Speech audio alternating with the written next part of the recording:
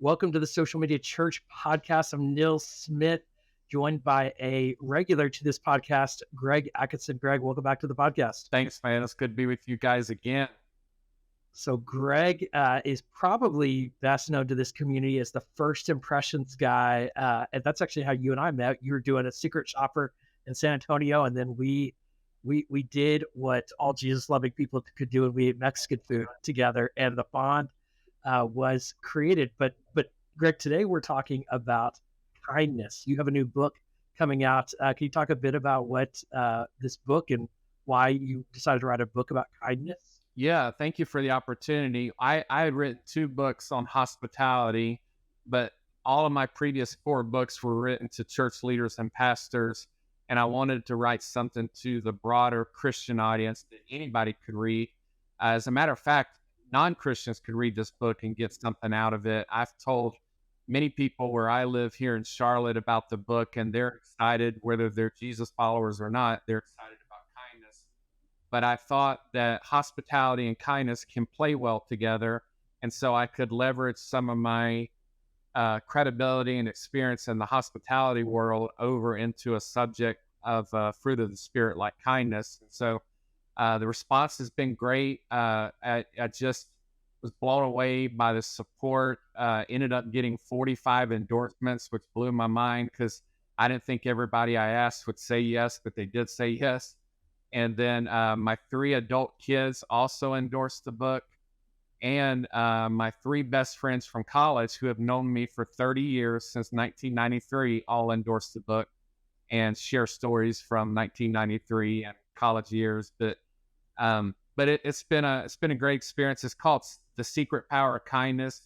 And if you want to look up more about it, you could just go to basically the name, secretpowerkindness.com, and that'll take you there. But it's something close to my heart. I think you and I are wired pretty similar, where we're people persons and very social and love meeting people, love networking, love breaking bread as we did with the Mexican food in San Antonio, and then we ate pizza in Junior in New York City, and then we ate the Dole Whips at Disneyland in California. So we've broke bread all over the country.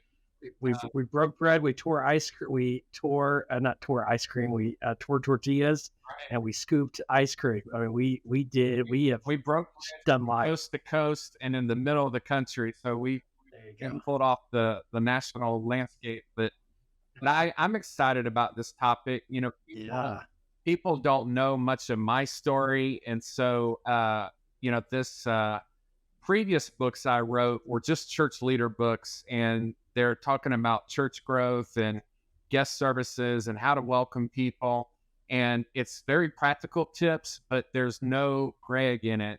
And so if you've ever heard the author express something like blood, sweat, and tears on the manuscript, this is that kind of book where for the first time ever, I share my story. I talk about growing up with abuse and trauma, and then I get into adult life with church hurt, wounds, and even younger years with bullying. You know, I haven't always been 6'5". You know, you and I are big guys, but I wasn't always this size. So I share a lot of real life stories, and then fast forward to adult stories of displaying kindness. There's a chapter on generosity. I talk about people living with us in our home, multiple people over the years. I talk about different acts of kindness and things I've done. And so it's a lot of real stories that my kids read and gave the thumbs up and said, yes, this is legit. And they even referenced them in the endorsement they wrote for my book. And so it means a lot to have my kids' support, because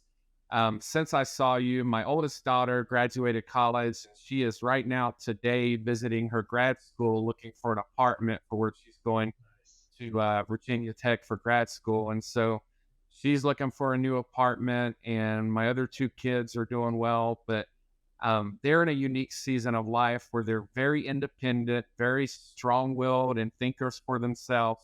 And if they didn't want to endorse me in this book, they wouldn't have done it.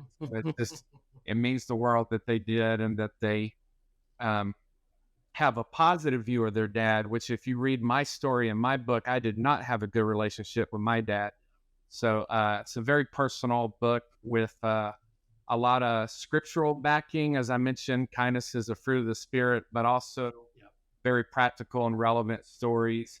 The thing about it is, I don't ever mention politics in the book because the purpose of the book is not to talk about Republican or Democrat or independent. No politics are mentioned, but I do reference kind of the culture that we've lived in for the last 8 or so 10 years, where that was just kind of like gas poured on the fire, especially in social media. I know this is a social media podcast, but Yeah. in 2020 with COVID, with mask or no mask, vaccine or no vaccine, George Floyd, all the stuff that was going on, we really came apart as a nation. And I know people listen to this from all over the world, but a lot of people were looking in at America and thinking, what is going on? And there was a lot of divisiveness and hostility, and we just weren't so kind to each other on social media. So I've seen that, especially over the last 4 to 8 years, and have seen a lot of people really just being brutal on social media and going to war with each other. And so when I mentioned this book on kindness, a lot of people are like, yes, we need this. We need to get a call back to being civil with one another and kind with one another. So that's a brief overview. I love it, man. Let's talk. What it's interesting to the topic of kindness, and as you mentioned it to me, because I really do. I mean, I actually honestly, Greg, I hate to admit it, I had to look up. I'm like, I think it's a fruit of the spirit, but I'm not sure. And I feel like kindness and gentleness are almost like the stepchildren of the fruits of the spirit Yes. that we don't often talk about or celebrate as a fruit of the spirit. And in some ways, we might even bucket it as being soft. Yes. Um, I'm curious of what just maybe as you dug into writing a book about kindness, how would you describe kindness? What does that word even mean, and how does that flesh out beyond maybe what we initially think of? Yeah, I think it has to do with treating people as if they're made in the image of God, and that every person has worth. And so I have told my kids, I mentioned they're all in college and grad school now, but I've told them their entire life, just be a decent human being. And I even write about this in the book that yes, I'm a Jesus follower. Yes, I was a pastor. But at the end of the day, just be a decent human being. And I've taught my kids that their whole life. And It seems like a low bar, but that is a bar that a lot of people have a hard time it is. achieving. Yeah. As you referenced, it is a little known fruit of the spirit. And so I was talking with my publisher, old friend Lynn Wilson, and I had another book proposal that I was working on under another title. And when he read through it, he said, Greg, this is pretty much about kindness and the power of kindness. Why don't you just go all in on that and write about that? He said, let's present this as a book on this little known fruit of the spirit. And what's amazing about kindness, the secret power, because it's called the secret power of kindness, is that it can change the world. And I start the book and end the book with imagine a world where everyone is kind to one another. And then Mark Batterson was generous enough to write the foreword for the book. And in his beautiful foreword, he says, kindness is the church's Trojan horse. This is how we are able to get in and make a difference in other people's lives. And then I was talking to, I don't know if you know Scott Overpeck, but he does a lot in the nonprofit world. I've known him for years out in Southern California. I was talking to him recently via Zoom, and he said, Greg, in my world, working in the inner city and working with nonprofits, and he's not in the church world, he's in a nonprofit world. But he said, in our world, kindness is a prerequisite. This is how we have permission to help others and to get an audience with others. And so I like his definition of a prerequisite. I like Mark Batterson saying it's the Trojan horse, but it is a little known, little talked about fruit of the spirit, but it really gives us an audience with others. It gives us credibility with others. Because at the end of the day, if we're not kind to someone, they're not going to listen to anything we have to say about Jesus or the Bible or God. It's that whole, saying people don't care how much you know until they know how much you care. If we're not kind to others, they don't want to hear anything we have to say about Jesus. So it is that prerequisite. That's so good. So Greg, I want to talk social media a little bit. I want to talk politics a little bit because you brought it up. Are you familiar with the politician Jeff Jackson? I have heard that name.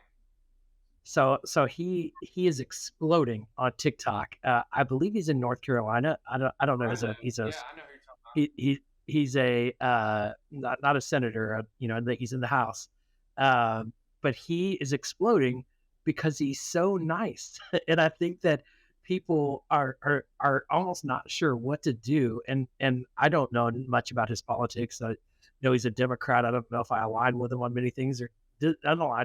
All I know is his videos are mesmerizing, and they're very educational. And in many ways, it's kind of like, do we really have to be the crazy? Like even in politics, it's like you don't have to be. And I don't, I mean, I think we could all define Trump maybe as that crazy, but it's not just Trump. It's a general side of how we have even approached politics. But yeah, he'll it's probably win whatever he's running for just because of that approach, because he's not attacking others and he's coming across as kind. In my book, I talk about, I just saw John Wick 4, and I talk about Keanu Reeves in the book, and I wrote this a year ago, but I talked about how Keanu Reeves is known for acts of kindness.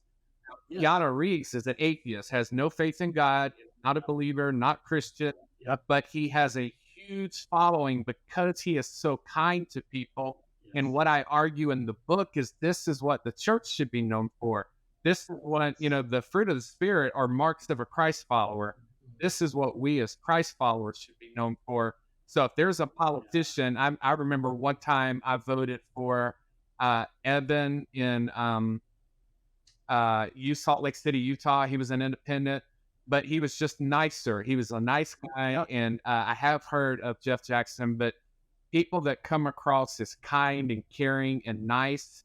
And in my book, I talk hospitable, which I'm known for, hospitality. But those are the ones that are going to stand out as unique. Yes. Wait, and I think in ministry, even sometimes we felt like we need to draw hard lines and we need to be firm and we need to be bold and I think you can be bold and I think you do things, but you can be bold and nice at the same time. You don't have to be argumentative. You don't have to hit everything head on. And I think in social media, I feel like I've seen this. How Greg, do you think that a church and a church leader, and you know this audience, how should they approach their social media strategy through the filter of kindness? How does that filter into how they approach social media? I'll give you a very practical example that happened to me. Bob Goff was kind enough to endorse my book, but a lot of people don't realize he's my writing coach. And so I've been to his writing retreat, and then he coached me like this via Zoom. And I asked him, I said, Bob, how do you use your social media presence? How do you filter through what you're going to post on social media? And he said, just be positive. Just be positive. And so he doesn't get into arguments. He doesn't get into divisiveness. He doesn't argue with people. If you go through and just go back and look and scan the last 100 posts from Bob Goff on Instagram, you will just see positive quote after positive quote after positive quote. And so this was a couple years ago when I started working with Bob, I adjusted my approach on social media because as you know, I've always been very outspoken and passionate about social justice. In my book on kindness, I have a chapter on racism, and I talk about speaking out about diversity in the church and fighting racism and speaking up for friends of mine that are minorities and things that are close to my heart and passionate. But when I saw people argue back with me, I didn't argue with them. I just unfriended and peaced out. But when it comes to a church's approach, I would take the Bob Goff approach and post positive content every day. It doesn't always have to be scripture, though scripture is a great use on social media, but you could post upbeat, positive, cheerful posts that are engaging, but also inspiring. I think social media should be used as inspiration. And so there's a lot of people that I follow because their posts are so inspirational. It's and yet they're opposite of a lot of people that are controversial. They're just inspiring people. And so, like, John Gordon is one of those guys. John Gordon was nice enough to endorse my book, and he's Mr. Positivity. And so I said, John, when I think of kind people and positive people, I think of you. He was kind enough to write an endorsement for the book, but I follow him constantly, and I'm always liking and hearting his posts. And a lot of times I'll share them on my own feed because they're just such upbeat, positive content. And I think churches should have the same approach. That's awesome. I love that. I think, I mean, my mind is racing now of different ways. And I think it's also one of the things that is important for ministry leaders to not just use their own social media, but to empower their members to use social media well, to, be kind through your personal social media. I think about random acts of kindness. I think about, honestly, one of the most popular social media influencers is Mr. Beast. So much of what he does is kindness, and helping people. The opportunity is massive, and I think it's and I love Bob Goff as an example. I mean, I think he had the privilege of being with him at Disney. We were there together and spending a little bit of time with him. And it's hard to be in a bad mood around a guy like that. Yeah. Man, our world needs more kindness, and I think at the end of the day, Jesus people should be the leaders in kindness. Absolutely. Even the other day, Gary Vee, who is known for being very blunt, posted a kind post. It said something along the lines of "Don't give up, keep trying." Like he posted a very inspirational, positive, upbeat post, which to me was not the norm for Gary Vee because he can be very direct and blunt. But he posted something that was inspirational, saying "Keep going, don't give up," and I thought that's going to resonate well. Yeah. So, Greg, is this book something that people should get for their small groups? Is this just an individual read? How do you hope people use this book, moving forward? Great question. So the book we would want people to read by itself because it dives into my story and different practical examples. However, coming soon, I just have to write it, is a separate small group curriculum. So I'm gonna start by doing a YouVersion devotional on the secret power of kindness that people can just go through on their own daily devotional time. But we're gonna write, and I'll probably have some pastors help me with it. We're gonna write a separate small group curriculum that churches could go through together. Down the road, later in the summer, we're going to release a kindness kit for church leaders and churches that has sermon series resources, sermon templates, and ideas. So my book is organized in 10 chapters, and it's 10 keys to unlocking kindness in your life. So each of those 10 chapters could be a week in a 10-part series, or you could do 2 a week for a 5-week series. The devotional will be a 10-day devotional, and then the small group curriculum will be a 10-week curriculum. But it's or there may be an intro and a conclusion with 12 weeks for small group. But down the road, there will be church resources. But right now, we're just getting it out to people in general to read the book, see the power of it, and get involved in what we're calling this hashtag kindness movement, to get involved in this kindness movement. And then if they resonate with the book, if they like the book, then they will probably want to go through the small group together. And a lot of pastors that have read it, the support has been amazing. I have gotten personal notes from endorsers, people that you would know, like Daniel Strickland, Deanne Turner from Chick-fil-A. A lot of people wrote it. They didn't just send me their endorsement. They wrote a note saying, this meant a lot to me, or thank you for the courage, or thank you for saying this. There's just, the support's been unbelievable. But one of the pastors who I love when he speaks at our First Impressions conference, Ricky Jenkins, said our entire church will be going through this, and yours should too, was part of his endorsement. And so there's other pastors, friends of mine. I don't know if you know Tommy Urban D at Crossover Church in Tampa. Oh yeah. But he's amazing, and we talk literally daily. But he said they were going to stock it in their church bookstore and have it where anybody could buy it in their bookstore. But it's the kind of book, unlike my previous books, that anybody could read, because the others were so focused on church leadership. And this is not a church growth book. It's not a leadership book. This is just about the power of kindness that applies to anybody. And so we're hoping that it'll spread and that it'll pick up steam. I think it'll have a long shelf life, because we can talk about kindness 20 years from now, and, it's not going to be dated. So, Yes. but if you'll stick with us, down the road will be a kindness kit for churches, and down the road will be a small group curriculum. But you can start now with just reading the book. Okay. Well, as a parent of 2 children that I want to be kind, I want to recommend a children's resource It isn't about in the future as well. about doing a children's book, yes. Your kids are grown now, but don't forget the kids of this, because this is a I have foundational. I have talked about doing a children's book, yes. I love it. I love it. Bob got Well, man, that. He turns all of his books into children's books. He said you need to do it. I love that. Yeah. Yeah. Well, Greg, I appreciate so much of what you do, how you serve church leaders, and this new and exciting resource that you've created. How could people, and I'll leave the link to the book in the show notes, but how could people connect with you online, and what other next steps would you want them to take coming out of this conversation? Yeah, 2 things is to get the book and read it, and if you believe in it, start to pass it to people you love and care about. For me, I have family members that are not Christians. I have friends that are not Christians. I want anybody to read this book. So if you read it and believe in it, share it far and wide. Again, you can get it at secretpowerkindness.com. And then I always love interacting with people on social media. I'm at Greg Atkinson on Twitter, at Greg Atkinson on Instagram. I'm really involved on Instagram and love following Nils on Instagram.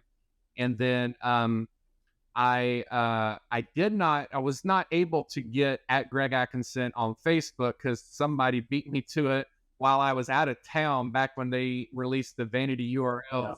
I came back and it was already gone. But if you just search Greg Atkinson, you'll see that I'm the one that pops up, and it's a verified account. So you can follow me on Facebook. I'm very active on Facebook. But as you probably are, I'm doing more and more and more on Instagram.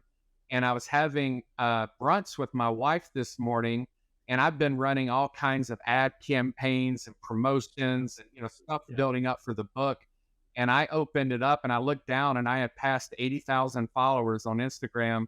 And I showed it to my wife. I said, this just came out of nowhere, because it was 76,000 yesterday. Yeah. But as you know, when you ramp up with a book, there's a lot of ads, a lot of promotion, a lot of people sharing about you and posting and tagging you. And so I appreciate all the support. So many people have been kind to me, as you having me on this podcast to let me talk about the message. As I said yesterday on a podcast, I'm not the kindness expert. I just think we need more of it. And so I'm trying to propose a kindness movement, and to start being kind to one another in our interactions online and in person. But I've still got a lot to learn, and I'm growing every day. So it's something that I think will challenge everybody.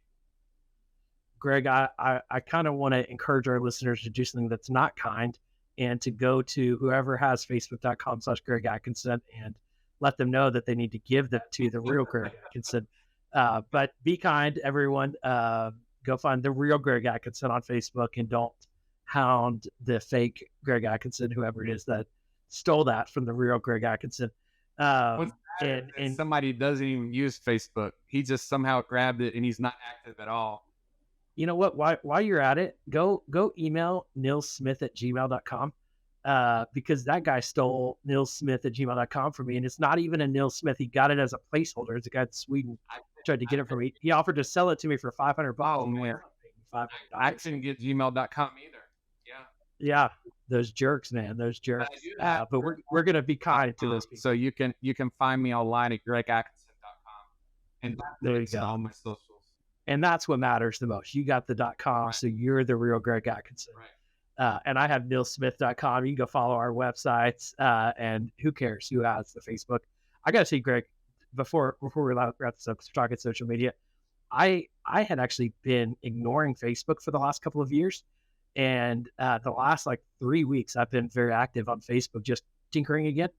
I'm seeing better engagement on Facebook than I have been on it. Well, maybe equal, but I've been so focused on Instagram. Right.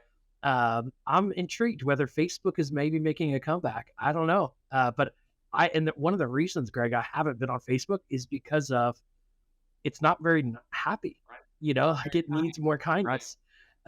And so I'm giving Facebook another try. Have you heard about this Instagram competitor for Twitter that's in the works? They're supposed to compete with No, Twitter. No, and apparently Instagram is working on a competitor for Twitter. With the power of Facebook and Instagram, they could do yeah, something pretty significant. they They could. have the backing, but I just read that Yeah, yesterday, and I thought, wow, that would be, it's a smart move. yeah, they're going to Yeah, take dude. over everything. Yeah, I we will a lot of see. engagement on Facebook when it comes to my book. There's Yeah, a lot of support of people tagging me or sharing posts or doing stuff book related on Facebook. So I do think Facebook's making a comeback. yeah, we'll see. We'll see. We can give it time. I'm not gonna invest too much in Facebook quite yet, but it's always interesting, the moving target. And I think your message, while social media might change, kindness, the need for kindness in our churches will never change. And so this message is so important, Greg. So we appreciate you and all that you do. So thanks for being a part of this community and taking the time to be on the podcast. We will talk to you, everyone who's listening, on the next episode. Go check out the show notes, get the links to everything in this episode at socialmedia.church. Thanks for listening. We'll talk to you again soon.